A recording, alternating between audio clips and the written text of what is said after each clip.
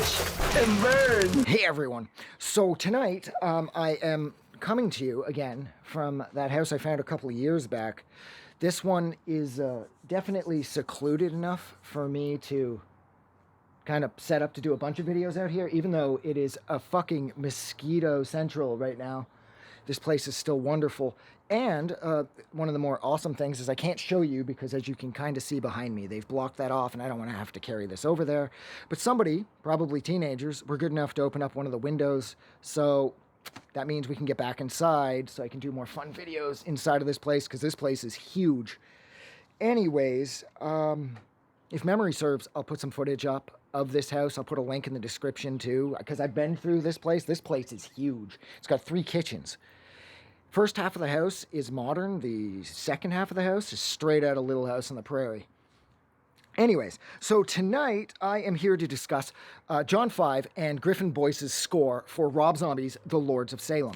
Now, tonight I am focusing solely on the score. I will not be discussing Rush or Manfred Mann or the Velvet Underground as far as, like, you know, the pop songs that Zombie has chosen to put on here.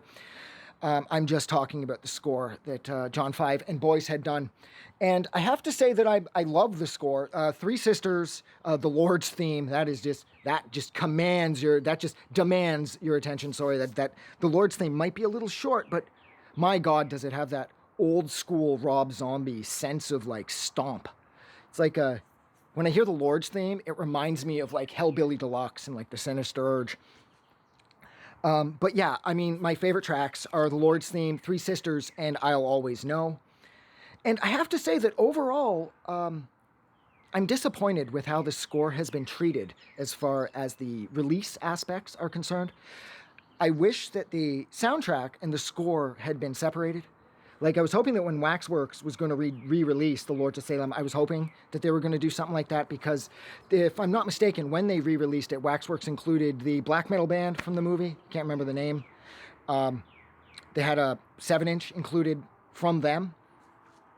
So I was hoping that maybe the score by John 5 and Griffin Boyce would have gotten its own release, completely separate from the pop aspects of the soundtrack, because on the soundtrack where the score is contained, it's broken up. So there'll be, you know, The Spirit of Radio from Rush, and then there'll be Three Sisters. And it's in the order, if I'm not mistaken, that everything appears in the movie, of course. But it just detracts from the impact of this score. And I love this score. I love how this score is short. I love how it's concise, and I love how it's completely to the point. It's incredibly memorable, especially as far as, like, Three Sisters and the Lord's theme and I'll Always Know are concerned. And I do love how they used... there's the pulsating synthesizers on top of a more classical background. I absolutely love that. It merges the new and the old, like the standard with something fresh. Like the swelling synth, the pulsating swelling synthesizers reminded me of everything Zombie had been up to from Spirit Animal forward. So I really liked that. And then they had the traditional strings tossed in, and the use of the piano here and again, now and again. This score is so emotionally profound, but it loses a lot of its power and a lot of its impact due to the fact that it's cut up and split apart on the overall soundtrack release.